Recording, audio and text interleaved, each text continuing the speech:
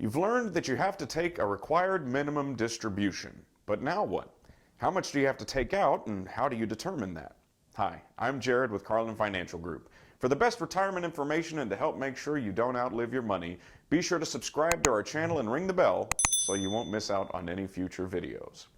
So, how do you calculate your RMD, or required minimum distribution?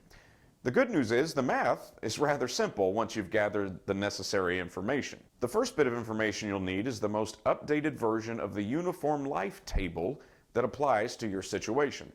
In this example, we'll use the most commonly utilized version of the table, but remember that if you've inherited money as a non-spouse and are required to take RMDs, or if your spouse is more than 10 years younger than you, you'll need to make sure you're utilizing the version of the life expectancy table relevant to your unique situation.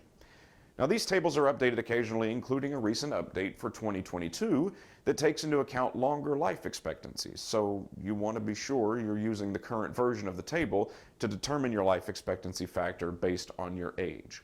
The second key piece of information you'll need is the balance in your accounts as of December 31st of the previous year. This is the amount the IRS requires you to use to determine the amount of your funds subject to RMD, and it will change every year based on your account performance and any previous withdrawals. Once you have those two pieces of information in hand, you're ready to determine just how much you must distribute from each account using a rather simple formula, which is your December 31st account balance divided by your life expectancy factor equals that year's RMD.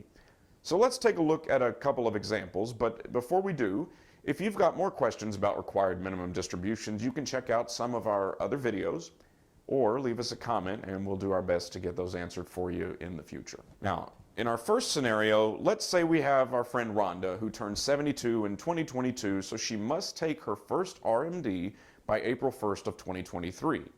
We determined that her account balance on December 31st, 2021 was $1 million.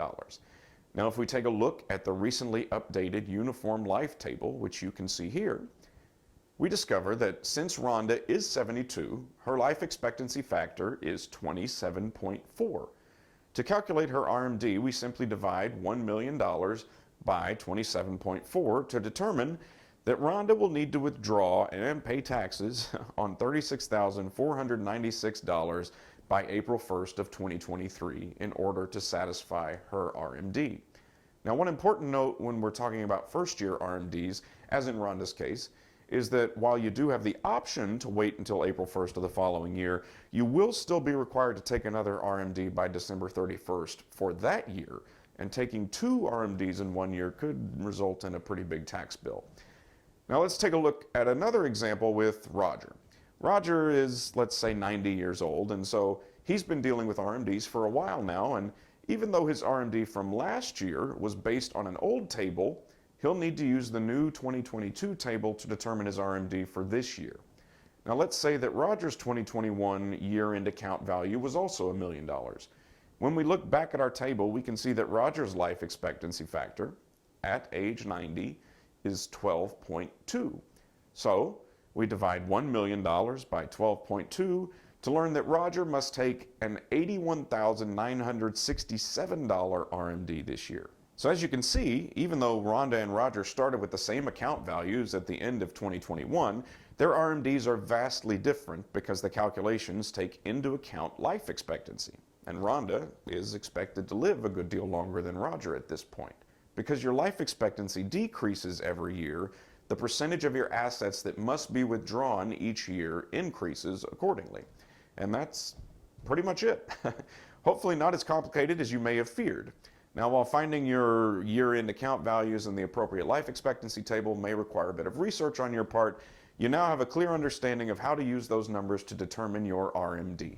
In fact, I'll take some of that work off the table for you by adding a link to the IRS site right down below where you can find the table we reviewed here today, as well as the tables that apply to those more unique situations I mentioned. Remember, the process and equation for determining RMDs in those situations is the same, just be sure you're using the correct life expectancy factor from the right table. If you'd like more help, you can always find out more about working with us and apply to become a client using the link down below in the description. Thanks for sharing a bit of your day with me, and I hope you found this helpful.